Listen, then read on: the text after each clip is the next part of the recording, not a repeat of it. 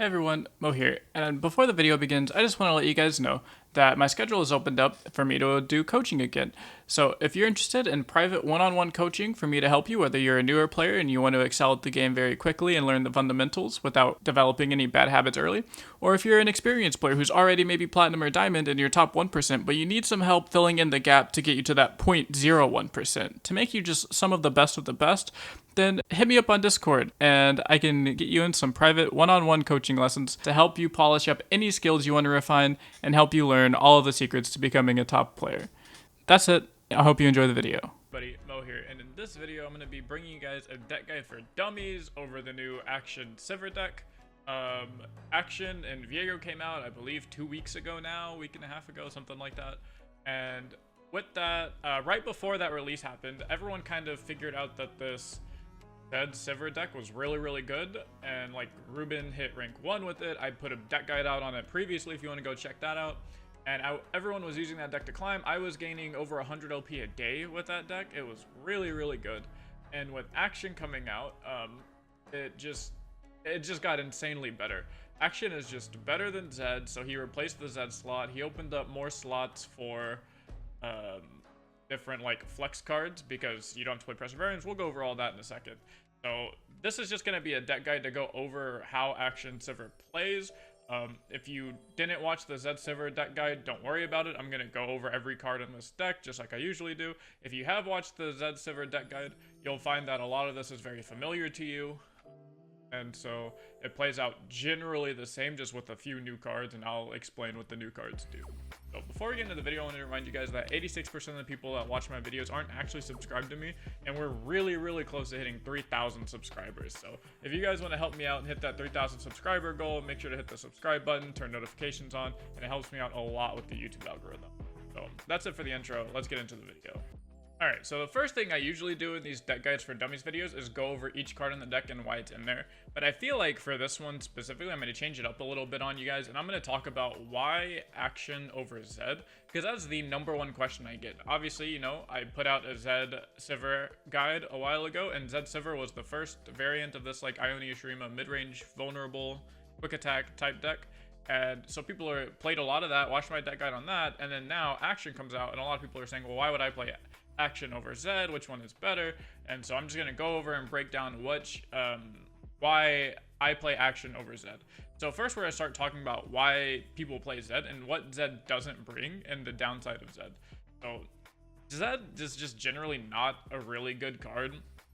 It's pretty expensive for a medium stat line. Yes, he brings 2 units into play maybe, but for the most part he just kind of gets chumped out once and then dies, and you committed a decent amount of mana, and then that's also taking up like a champion spot, and it's just not that great. The only time Zed is really good is against exactly like Freljord control, and even then Zed is only good if you have exactly Zed into either Twin Disciplines or Nopify. Most of the time just Twin Disciplines so he doesn't die to an avalanche. So even against the decks where he's supposed to be good, if you don't have exactly Zed into Twin Disciplines, he's still a very medium card, and he's still not even that good. So, that's why that is just not very good. Another big reason is he doesn't actually bring a secondary win condition. Zed doesn't. He doesn't combo well with a lot of your keywords that we can give in this style of deck.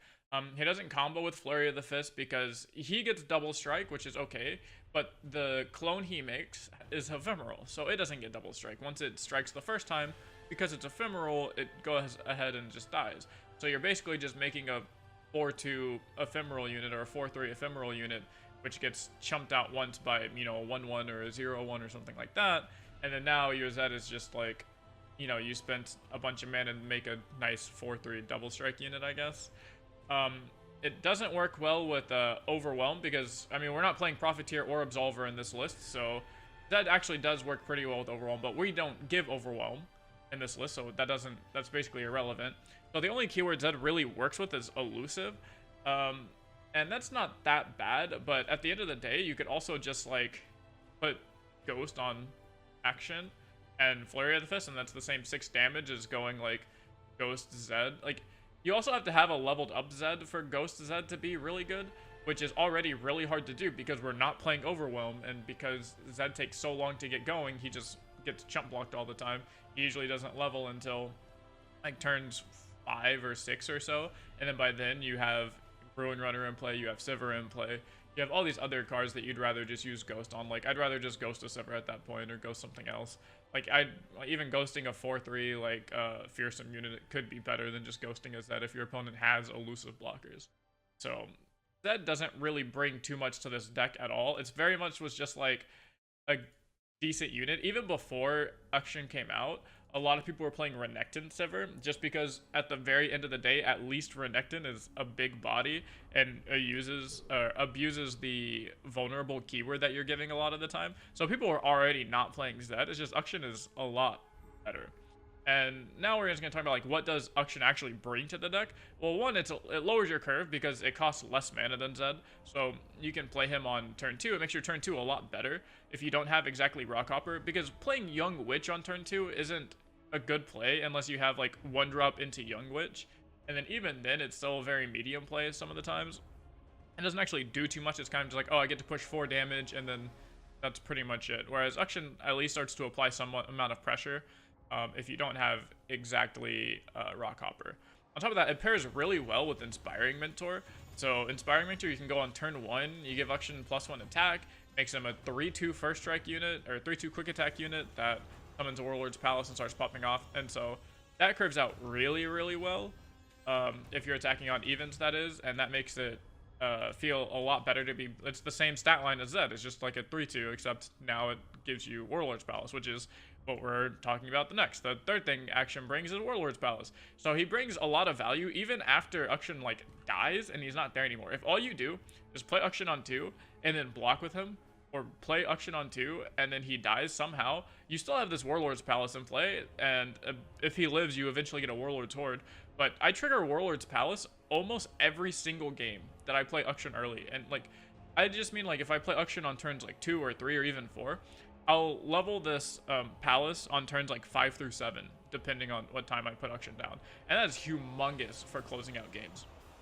You're playing a mid-range combo unit style deck, so getting a 0 mana predict draw card is really, really big on these end-game turns where it's like, okay, I have the Ruin Runner in play, or I have my Sivir in play, and I have, like, one of my other combo pieces in my hand. Let's say you have the Flurry of Fist in your hand. You're saying, okay, well, now all I need is Ghost. Or if you have the Ruin Runner in play, you're like, oh, all I need now is a second Flurry of Fist. Or maybe all you're missing is a unit because you have all the combo pieces in hand. You can say, okay, well, find me a unit. So, like, anytime you give a combo deck a way to try and tutor out cards, it gets just even stronger. And that's what the Warlord's Palace does. As well as Warlord's Palace can also just give you a burst 5-2 attacker, which I've done that multiple times as well, where I'm like, okay, Mr. Opponent has 2 blockers, I have 4 attackers already, which is really strong. I might as well just summon a 5th attacker that's a 5-2 and just say, Mr. Opponent, deal with all of these units attacking you. That's a very real thing you can do as well. It's just a nice burst speed threat that still allows you to open attack while cheating in a developed unit. So that's super strong. It's just very flexible and a very strong card. 90% of the time I'm using it to tutor out a combo piece to end the game, but even when I'm not, it can still be used as pump your entire team for 1 damage if you already have 6 units in play, or burst speed in a 5-2 and stuff like that, which is really, really strong. And the last thing is Akshan allows you to have more flex slots in your deck because you don't have to play Preservarium. So previously in the Zed Sivir deck, everybody played 2 Preservariums because you needed it to trigger Shapestone reliably. Outside of Preservariums, the only way to trigger Shapestone was your Rockhoppers. So if you didn't draw exactly Rockhopper or Preservarium, then it was really bad for your Shapestones. They just weren't doing much. Well, since Akshan summons a landmark when he comes into play, you no longer have to play Preservarium because Akshan's like a 2-for-1 deal where he's a nice cheap unit as well as a landmark trigger for your Shapestones. And so because of that, you now have these 2 slots that open up in your deck that you can use for flex slots depending on what the meta is like. If you need, oh, it's more control-y, so I need to put in more denies, or oh, it's more aggro, I need to put in more 1-drops or nopifies or stuff like that, or oh, it's super mid-range heavy, so I need to add in another Spirit's Refuge or maybe a Quicksand or something like that. It's very, like you see right here, I'm playing a 1-of Syncopation, It's just really nice to be able to have more spots open in your deck. So before, it felt like Zed Sivir was playing a 35 card deck because you had to play Zed and you had to play Preservarium, and now you get to play an actual 40 card deck, so the deck is just super strong. So all in all, Akshan just brings more, like, on average to the deck, where Zed very much just hard punishes exactly Freljord control. So Akshan is definitely more flexible and is more useful in almost every other matchup. So, and there aren't many control decks running around in the first place, so the one thing Zed does bring isn't really good. So that's why I prefer Akshan Zed over Zed Sivir. And now that that's over, that's the number one question I get asked the most. We're just going to go over why each card is in the deck. We're going to go over a quick mulligan guide versus each archetype. And then if you go to my Discord in the link below, I'm going to have a full matchup guide on how you should mulligan against each tier 1 and tier 2 deck. Alright, so now we're going to go over the purpose of each card in the deck and why each card is in the deck. Again, if you watch the Sivir Zed video, a lot of these cards are the same and they serve the exact same purpose. But if you haven't, don't worry, I'll go over every little combo in this deck so you know how to play this to perfection and get all of that sweet LP. So we'll just start at the top, go to the bottom. So Ghost is really just used as a game ender. You can use it on Sivir when she's leveled, give your entire team elusive and you win the game. You can give it to a fearsome unit like this, or give it to another unit that's able to be blocked, like maybe you summon a 5/2 off of Waking Sands. If you give the 5/2 elusive, boom, now you have 5 damage that's probably unblockable from your opponent. Ghost is just a really good way to set up. You can combo like Ghost with Flurry of Fist to get something elusive double strike. That usually ends the game. That's how you get like turn 5 lethals with Sivir. You just go like, you play Sivir on 4, turn 5, you just go Ghost, Flurry of Fist, Twin Disciplines, and then there you go, that'll 20 your opponent. So that's really all it's really used for, is just end game. Sometimes you can use it to cheese if you're gonna die to an elusive aggro style player. You can use it to cheese a block in, but most of the time it's gonna be used to close out games. Inspiring Mentor is really good. It's an anti-aggro card. Any 1 mana 2/1 is really good against aggro. It buffs up things like your action, buffs up Merciless Hunter, so that way Merciless Hunter has 5 attack. That could be relevant against things like Darius, Azir. It's good against anything that has 2 HP, like Akshan. If you give your Merciless Hunter 5 attack, they can't save, your opponent can't save Akshan with a Twin Disciplines. So it only gives them 3 HP. That'll put this to 5 HP, which, you know, buffed Merciless Hunter kills that. So this is really good for those reasons. Shapestone, because we like killing people. That's very much it. Sometimes it's used as a save spell, but most of the time you're just going to be using it to OTK your opponent out of nowhere with like double strike Shapestone. Treasure Seeker, for the same reason as Inspiring Mentor. It's a great anti-aggro card. It's also just a great card in general. It gives you a free blocker that's a 5-power blocker that can kill off anything like a Garen or anything like that, as well as it can just apply some dummy pressure sometimes if you needed to. Akshan, we already went over why Akshan is in the deck at the start of this video. So Akshan, because Akshan. Nopify, so I have a couple flex spots here. I'm on 2 Nopifies right now. One, Nopify is good against things like Thermogenic Beam on turn 3. It's really good. It's good against Noxian Fervors mainly. That's the main reason Nopify's in here, is for aggro. You can Nopify Noxian Fervors and it stops you from just dying, which is really nice. Outside of that, second Nopify here, like I like one Nopify almost always, but the second Nopify can be any type of flex spot. If you need third refuge for the mirror match, or a quicksand for the mirror match, if you need a second deny for like the hard, if people start playing FTR or Lee Sin or something like that more, you can use for second deny easily. That's very much a flex spot. So Rockhopper, because it's probably the best 2-drop against mid-range decks. If you're in a mid-range mirror match, either the Akshan Sivir mirror match, or if you're playing against like some type of Demacia deck, it's really nice to just play Rockhopper on 2. You give something vulnerable, and then now you win with like Young Witch gives Rockhopper quick attack. Boom, you win that trade. You play Sivir. Boom, you win that trade. That's really how this deck works, and how the Sivir Zed deck works. Is basically all of your units synergize with each other like small little combos. And it works like you give things vulnerable and then you give things quick attack, or you give things vulnerable and your units have quick attack and stuff like that. And then you just use these little micro trades like giving something quick attack. That might not seem like a big deal, but when you start giving things like a Rockhopper quick attack, you're all of a sudden, this is a 4/1 that can't be blocked. Like a 4-power unit that can't be blocked on turn 3 is pretty nuts a lot of the time. So especially on top of if something has vulnerable, it's like, oh, okay, well, my opponent now can't play units, or if they do, it just dies for free, and then we're just taking a little bit of board control over and over and over again until we eventually just win with some type of OTK or big board swing. Next is Syncopation. So this is another flex card that's in here. This is a newer edition. This wasn't in the Zed version. And that's because this deck is kind of transforming more into just like an all-in combo style deck. I like Syncopation. It gives you alternative win cons. It allows you to just like full swing with a bunch of units. Your opponent goes, okay, block Sivir, block, 4 out of 5 of your units, leave your 2-1 unblocked, and you go, okay, Syncopation my Sivir to be unblocked, Flurry of Fist, Shapestone, boom, lethal. It's just a really nice way to trick your opponent into lethal, especially in closed deck list. It's insane because people don't even expect this card to be played. So, I mean, hopefully after this deck guide, people still don't expect this card to be played. But right now, no one ever plays around Syncopation, which is really funny because this card's nuts. And then 2, in open deck lists like tournaments, people always have to respect the Syncopation, which is nuts, and it can make them block in really weird ways or really bad ways sometimes.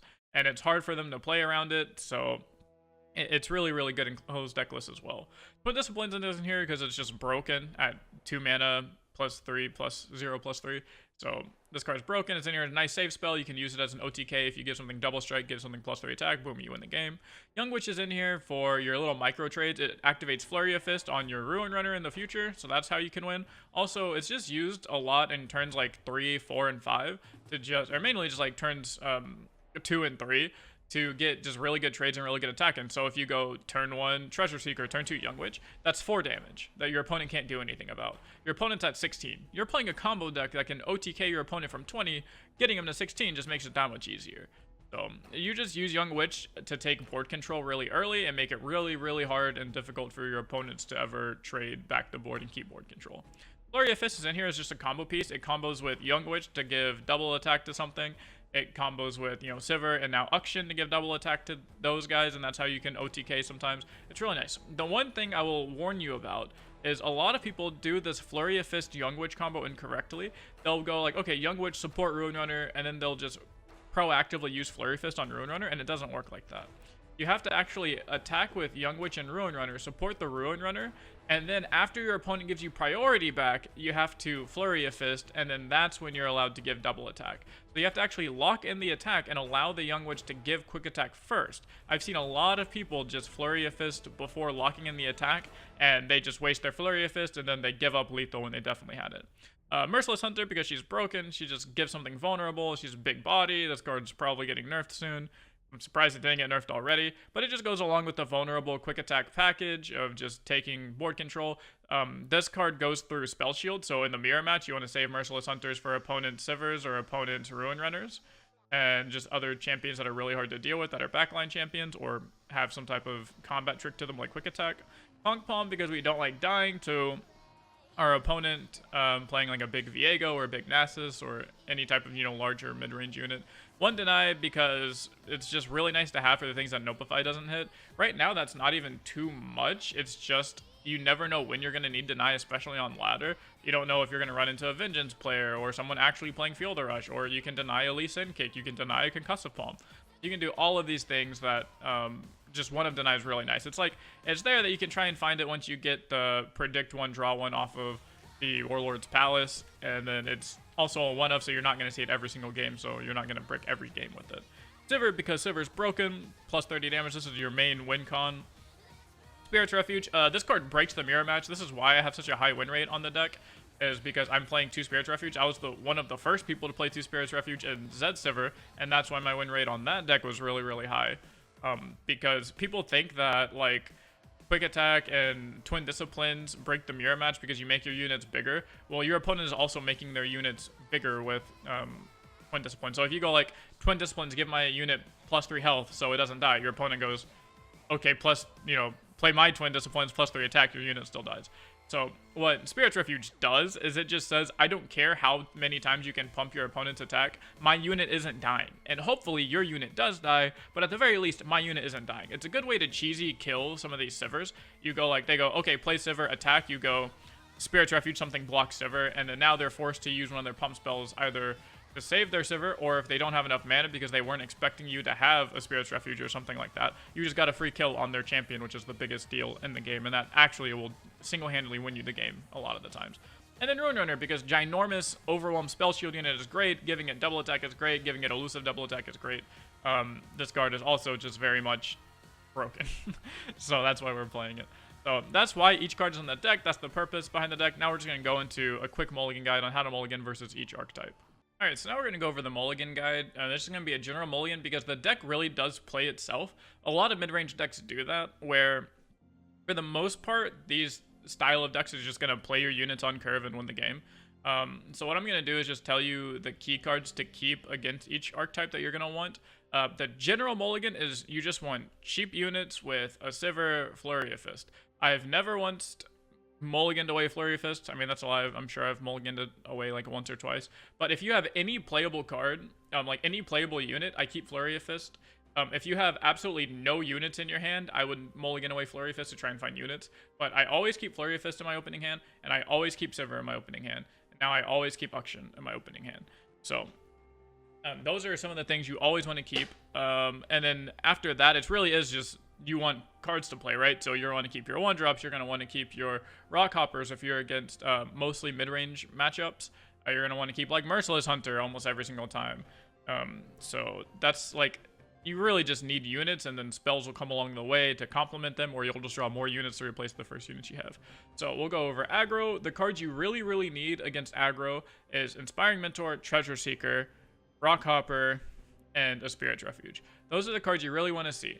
Against mid-range, the cards you really want to see are Rock Hopper, Merciless Hunter, Sivir, and Young Witch. The reason you want Young Witch is because it gives you a lot of ways so your opponent can't trade when you're attacking, or your opponent has to proactively use spells, and then you can reactively use your spells and then still win out on the trade, which is really nice. Rock Hopper because it gives the units vulnerable, which is good, and also pairs with Young Witch. Same thing with Merciless Hunter because it gives things vulnerable and you win. If it's the mirror match, you really need a Spirit's Refuge. If it's any type of Sivir style deck or a deck that runs quick attack, you're going to want Spirit's Refuge.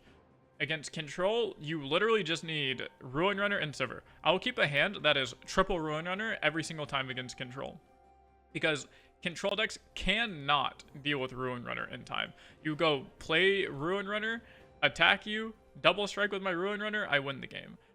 And then if they spend 2 to 3 cards to kill the first Ruin Runner, or they spend 2 to 3 cards to kill your Sivir, you go, okay, second Ruin Runner, show me another 2 to 3 cards in your hand to deal with this card before it kills you. So, Ruin Runner and Sivir are literally the only cards you need.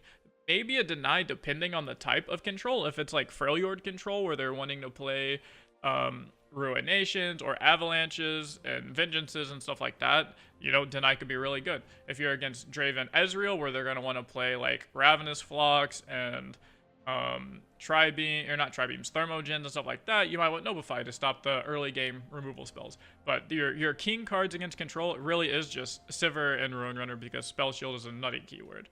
So that's your general mulligan against aggro, cheap units against mid-range units against aggro, or against control, you want Spell Shield units. So that's it for this deck guide. I will have a matchup guide in my Discord. If you want to click on the link below, it'll take you to my Discord. There'll be a general matchup guide there to tell you about how you should, if there's anything crazy in each matchup, like what cards are going to be key cards and against all the tier 1 and tier 2 decks. Again, we're really close to 3,000 subs, so if you can hit that sub button. If you did like this video, let me know. Let me know in the comments below what other deck guides or gameplay videos you want to see from me from LoR. That's going to be it. I'll see you guys in the next video.